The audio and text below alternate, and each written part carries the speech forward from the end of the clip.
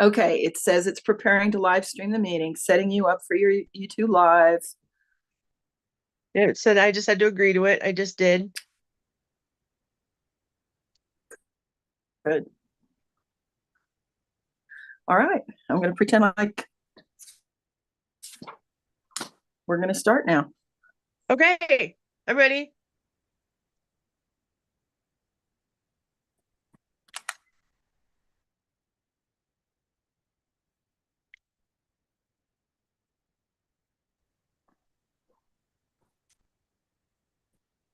Okay, give me a minute here. No worries. Thanks. I was just hoping I was going to be able to get it downloaded. I was like, what am I going to do? Like, Well, thanks for persevering on that. Golly.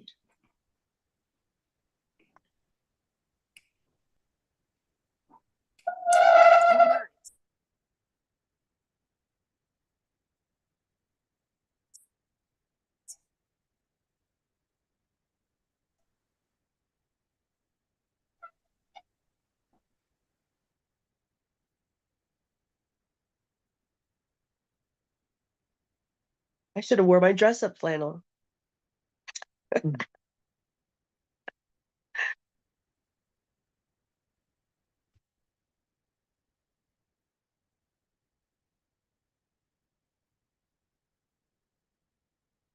Those beams look really good. Look at in the camera. Yeah, that's good. And the bits, right?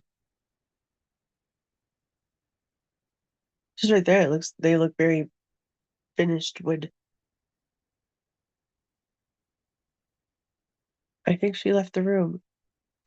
And I'm the only one in here.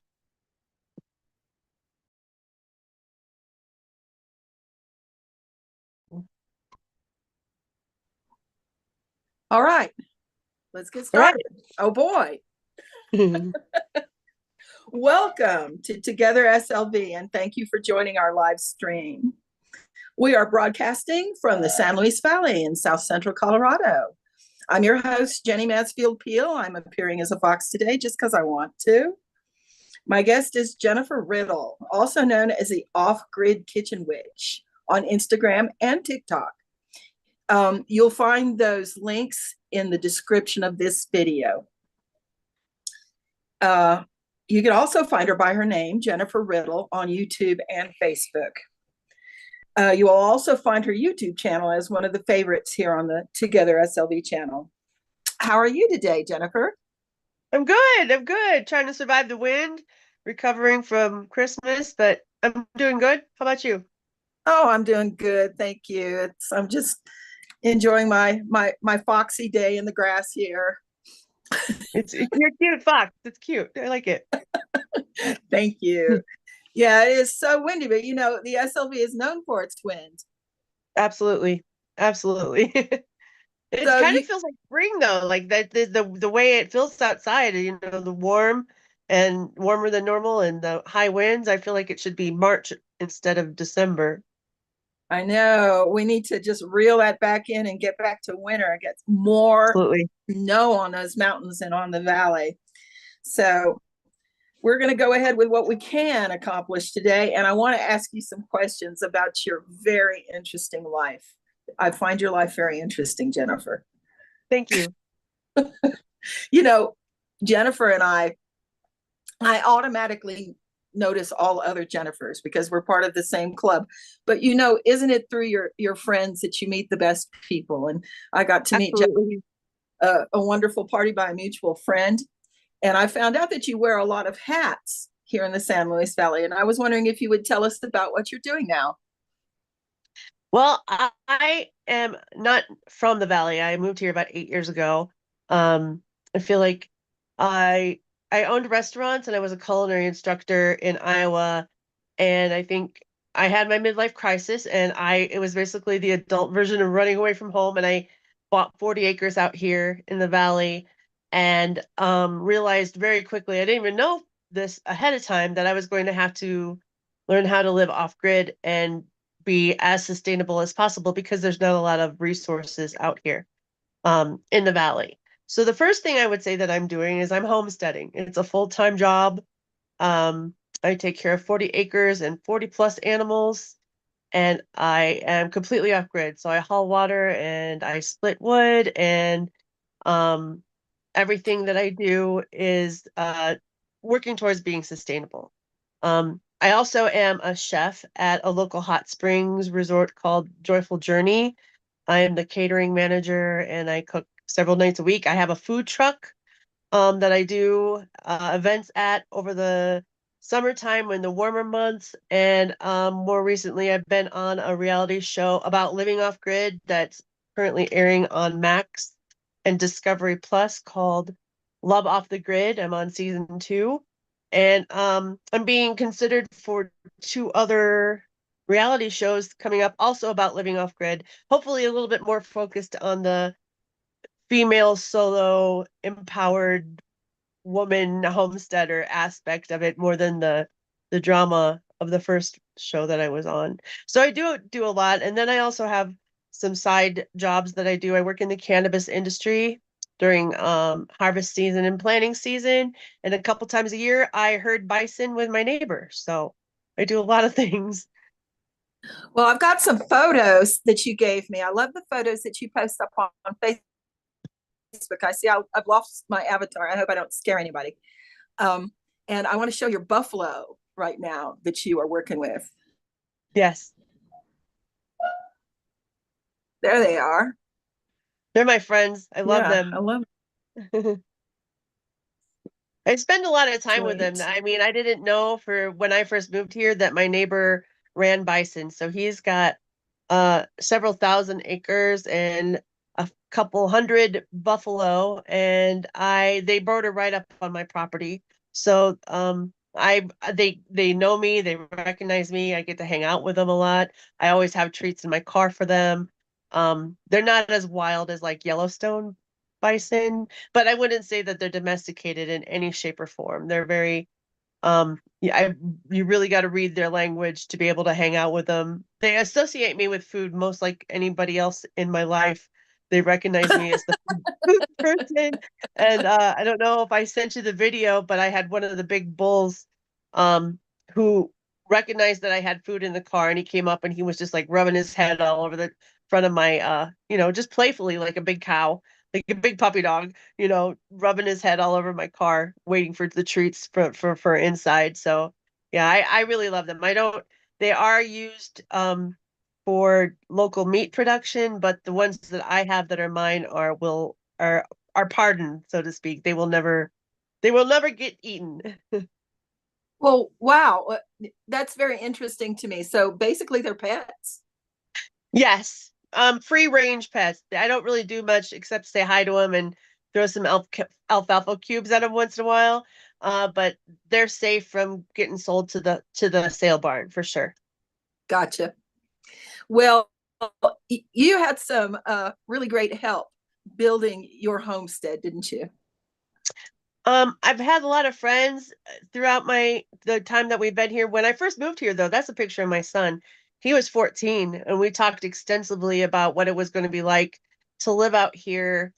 Before we moved here, he took on a great amount of responsibility as a 14-year-old kid. I looked to him as a partner. We were stuck in a 12 by 16 shed the entire pandemic during a lockdown, um, together. I mean, yeah, I don't care how much you like your mom, to be stuck in that amount of space during a lockdown, during a pandemic, the fact that we both made it out alive kind of is a testament to our relationship. He's a lot of the times when I wanted to give up, he would be the one who would be like, there's because even people who were rooting for us to succeed out here kind of gave us that leeway that, the valley is a tough place. It's okay to not to make it. It's okay to try. And most of the time when I wanted to give up, he was the one who'd be like, no, we didn't come out here this far to give up now. There's too many people watching, so I have to give him a lot of credit for helping out.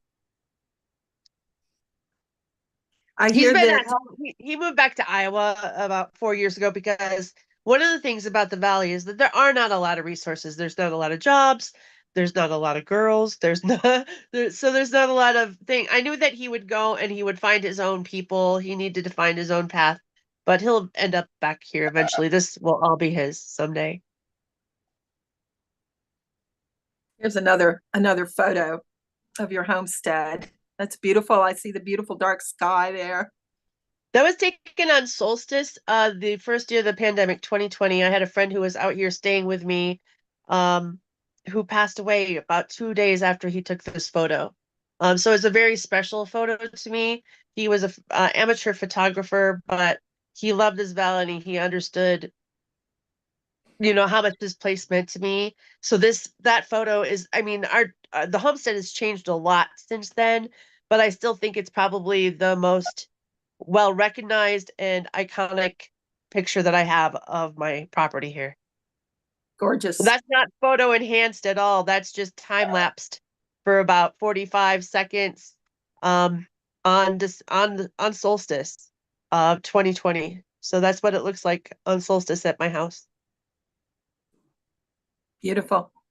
And we've just passed solstice here on Earth, and I think everybody's ready for a new year. We've got a new. Absolutely. If you don't mind, I'm going to start talking to you a little bit about food. But before I do that, I want to tell our viewers that here in the San Luis Valley, 25% of our population at any given time is receiving food assistance. And part of the mission of Together SLV, not just the channel, but the coalition of artists that it represents, is to stand as a community, as an industry, if you would, together to be able to serve some of the needs of our community. So in just a few days, on January the 3rd, we have a very exciting event coming up in Monte Vista called Together SLV Live Stream Live Stage Extravaganza, because it will truly be an extravaganza with lots of different players, lots of music and other entertainment. And that starts at 5 o'clock at the Church Project in Monte Vista. And I will put more information about that as well in the description of this video. I know a lot of people watching this video won't have an opportunity, not only because they live in a different place, but because they're going to watch this video at a different time. But I did want to talk a little bit about the mission of Together SLV. So I am a foodie. I love food.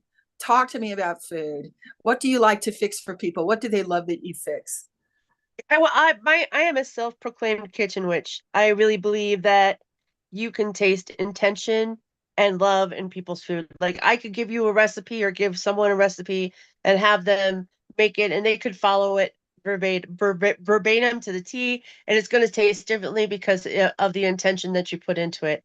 I really think about the people that I'm cooking for, and what they might need in their lives when I'm cooking. I think it's really apparent when you go to a restaurant and you can taste somebody's, whether they loved what they were doing or not.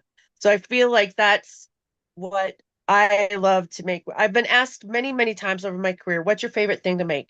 And I always kind of respond with the same, whatever it is that I can give to you that reminds you of your grandma, that reminds you of this one time that you went to this one restaurant, and it takes you back to a place. Food is magic, and it can transport you to different times and different places, and it can call upon feelings that you had while you were eating those things. So I can't really say that there's one thing that I like to make especially. I just think that I like to make something that is so good that the people who are eating it around me kind of forget that I'm there when they're enjoying it, and they're like, "Oh my gosh, this reminds me of my grandma. This tastes just like when, whatever it is." And I feel like that feeds my soul, and it just encourages me to want to do that for other people. I mean, it's kind of self-serving, honestly. I get my feel goods from making really good food and making people feel a certain way when they eat it. So I do like to make breads though. I mean, I owned a bakery when I was in Iowa, and I make a lot of um artesian breads. So no mixers, all by hand. I don't have a single recipe in anything. So one of the things I've been working on is making a cookbook. And it's been really hard for me to transcribe what I do into written because I don't know how I do it. I just it is kind of magic. It is the gift that my creator gave to me, and I kind of throw stuff at a bowl or at a pan and it works. So but I also am a foodie, and I've learned lots of things from many like mom, just regular, not necessarily educated chefs. I believe that the best chefs don't have to go through educate formal education to be some of the best chefs. So I enjoy eating other people's food and hearing the stories about where they came from and why they like to make it. So I think that food is just probably my love language, and I enjoy other people who have that same love language. So you like for other people to feed you sometimes. Yeah, I don't really get that opportunity very often. I mean, most of the time they'll be like, Jen, what are you making? And honestly, I prefer to. I mean, it's just kind of what I do, but I do like to eat other people's foods. You can't eat just everybody's food. But but I do enjoy other people's food, yes. Right. Right. Jennifer, you inspire me with your use of technology, like streaming media and social media platforms. How has this evolved for you? Well, I'm a Gen X kid, and I feel like that we were kind of little the generation right before the whole social media phenomenon started. So I started with MySpace, which is kind of a different platform, and it was more music oriented, and I learned some coding that way. And then I switched to Facebook, and I really didn't plan on it becoming what it is now, but when I moved out here, I had a little bit of a following just from my chef stuff and my the foods that I make and my culinary when I was a culinary instructor, I had students that would follow me, then I was a house chef, so I posted all my girls followed me and I posted menus. But when I moved out here, there was a lot of people all over who just wanted to make sure that I was making it okay. So I kind of developed my own brand, the Off-Grid Kitchen Witch, and started it from there. And I didn't realize how many people were interested in what I was doing until then. So once I did the Facebook thing, then I went into the other places, Instagram, YouTube, and then most recently TikTok. And so I post pretty much the same things across all the platforms. I have different followers. I probably have about 15,000 followers altogether, um, which is really small potatoes in the whole social media platform thing. But I think that mine are very organically earned, and people who are genuinely interested in learning more sustainable practices, um, good stewardship to the land. With as crazy as the world is now, I feel like a lot of people are looking to the kind of lifestyle that I'm living. And I'm hoping that just because, I'm a middle-aged woman, I'm 52 years old, and probably not somebody that you would look at and think, oh, she's definitely a survivalist and off grid, so I'm hoping that I can encourage other people that no matter what you want, if you want it bad enough, it doesn't really matter how old you are or what barriers you have. You just keep working on it a little bit at a time and you'll get there. So that's my whole um I guess my whole niche, that I'm looking to find people who just need a little encouragement in their life to think, well, if she can do it, I bet I could do it, or to give them that little spark to even try. So did I answer the question? I kind of sidetracked. I'm sorry. You did. And your path is very similar to mine, but I've never been on a television show. Talk to us a little bit more about that. Um, I, when I moved out here, I didn't even have a TV. So it was really weird to me to be approached. I was approached for a couple of different off-grid shows just from my posts that I had made on Instagram and on Facebook about the things that were happening. So when I first moved out here, I had a bison stampede on my property. Um, before I even knew that we had bison as neighbors. So my kid woke me up at like 6:15 in the morning and he's like, "Mom, there's like 60 buffalo running at the camper right now." And I had no idea what to do, so I called 911.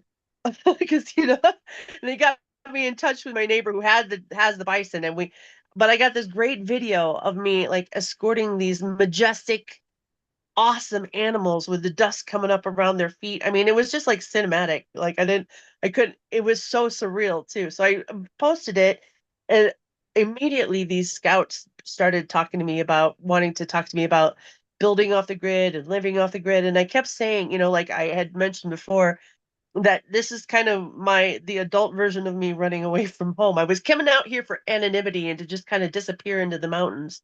So I wasn't really wanting to be on TV. But I met the field producer for this show, The Love Off the Grid, that was started with the Discovery Channel, but ended up being on Max. That whole transition happened in the middle of us filming. She's so smart and she's so grounded, and she's like, Jen, you could use this experience to help you further your dreams on the homestead. So I just did it, and it was crazy. It was such a surreal experience to not, I didn't have electricity, and I didn't have a refrigerator, I didn't have a TV, but I have this entourage of like 15 people like following me around in drones in the sky taking pictures of my homestead. Um, it was a wonderful experience. I really wish it would have focused a little bit more about because a lot of times with reality shows there's an element of just drama, and I needed them to know how important this whole thing is to me. I didn't want it to be a joke or to be taken lightly, because everything I have is put into this place. So I mean, like I think that they did a pretty good job at portraying what it's like to live out here. So it was an incredible experience. And now Discovery is I had another interview a couple weeks ago with a different off-grid television show, but this one's more about furthering my progress out here. Like, I don't have running water, so I'm hoping that if I'm on this show that they'll really help me get that accomplished, because I think that that's the final step that I need to be able to be as sustainable as possible as you can in the valley. Right. Well, thank you. That is so interesting. Thank you. You're So welcome. you mentioned, that you really do want to stay in the valley. So why? What inspires you about the valley, the San Luis Valley, Um, Colorado? it's hard for me to put into words, and I get all verklempt when I talk about it. But I feel like anybody who's been here very long, it will resonate the same with them, that there's something really magic about this place. And if you get it, and you'll always come back, even if you can't stay. And I feel like the people who have been here for generations, or the people who have been out here homesteading and have made it, there's a certain quality to us, grittiness, um, tenacious. On grid or off grid, this valley is a harsh place to live. It is not easy to live, and you really have to have um a dedication to want to live here, because there's definitely easier places to live, places where you would make more money, places you don't have to travel an hour to a hospital. But it's a trade-off, because I have such a connection to this place that is hard for me to even put into words. And I'm much too feral to live anywhere else now. Like I've just I've just been here too long, and I can't imagine not being surrounded by my mountains. Because I tell everybody, I was like, I don't know if you knew, but those are my mountains. They haven't put up a sign yet, but they do belong to me. You, you but I feel like everybody who's been out here for a while kind of feels a little bit of possessiveness and protectiveness to living here. Like, this is ours, and you kind of got to earn your right to be here. And if the valley lets you stay, then you're lucky, because not everybody, lots of people move here for the beauty, for the hot springs, for the cheap land, but they don't make it because it's not an easy place to stay. So the valley has let me stay 9 years, and I am truly, truly blessed to be able to be here. So I can't imagine being anywhere else. And just the thought of, I'll get teary eyed just thinking about not being on this homestead and having to live in an apartment. Oh my God. I don't think I can't do that again. Okay, well, I feel the same way, so I know how you Mhm. feel. And I'm going to And it's share hard a to put photo into now. words, right? Like you're like people are like, why would you not want to be, you have to drive how far to get to a Walmart? How far is the nearest doctor to you? And it's like that's all aside from the fact that I am called to be here. I am called to be here. I am supposed to be here. So there's my pups. Yeah, I was going to make you teary-eyed again. Yeah, we love our pups out here. We do. Absolutely. I got Yeah. dogs and goats and chickens, turkeys, cats, and a couple bison. So a couple of those bison are your own, huh? Well, my neighbor gave me a bison, and then my bison had a baby bison, so now I have two. Oh gosh. Yeah. There's a bison right there. Yep. I wouldn't suggest everybody get that close. Everybody's like, "Oh my gosh, you're too close," and I was like, I really kind of have an understanding with them. And I know some people might think that's a little hokey, but they're very sentient animals. They're so smart. And I have been around them enough to know when they don't want me near them, when they've just calved and they have the babies, and when to keep my distance and when it's okay. And a lot of times they'll just come up to me. They recognize me. Like all I have to do is stand outside the car and they will come to me. I am the Buffalo Whisperer. But I really feel like that. I mean, when I'm standing out there with them, I was just like, you are living out a life that people only read about. Like just the whole thing, like everybody out here who is in the flats of the valley is off grid to some degree. So I mean, I'm just living out a life that a lot of people are just scared to take the risk to do. And then on top of it, I get to do so many other things that I love doing. I'm still a chef. I get to work in the cannabis industry. I get to hang out with bison. I live in the most beautiful valley I've ever witnessed in my life. It's kind of just a very charmed life. And it's hard and it's tough and it gets tougher as I get older, but I wouldn't trade it for anything. Well, even so, together we can do so much. Is there Mhm. anything that you would like to see blossoming or blooming in the valley that people can get together and do as a community? I don't know if you read, there Anything was an like article just posted on Facebook today about the old ways of people making money, how money worked in the valley from years ago from the natives, and how they, if you had a skill or you could work, that was more worth than any sort of money. And I really wish, and it's probably just romanticized in my brain, but I really wish, and there is to a degree an element of just community and people helping people and people being there for people. But I wish we could get a little bit more towards that bartering, like I cooking for people and doing that kind of thing. And I don't know, maybe society doesn't allow for that anymore, but that's what I wish. And the other thing, when I was thinking about what I would say to answer this question, we want our kids to stay here. There's really not any incentive for them to not graduate and go somewhere else and take their talent somewhere else. And I'm not saying I want this to be a metropolis or a suburbia, but if we want our kids to stay and we want our community to grow, then we have to give them reasons to want to be here. So that's the other thing. Well, thank you so much, Jennifer. It has been such You're a welcome. time to be with you. Thank you so much for joining me. You're welcome. It I sounds hope you like, have a good day. Happy New Year. oh, Happy New Year to you. It sounds like you have beautiful things ahead of you. You've got really deep roots where you are. I Yes. understand you might have a new member of the family coming on before too long. Yes, I can't believe it. That's the whole thing is when your kid gets engaged. And it's so funny because I don't think she thought she was going to like this place when she came out here. She's very city. She's very girl, but she came out here and she felt it too. I mean, she felt, maybe not to the degree that I do, but she liked it a whole lot more. And she's like, I get why you want to be here. She's like, I need a flushing toilet, but I get why you want to be here. So I mean, like it's kind of a universal thing. Once you experience the magic of this valley, you'll be back. So I'm hoping that if this land ends up being hers and my son someday, that she truly sees it for what I see it for. Yeah. Yeah.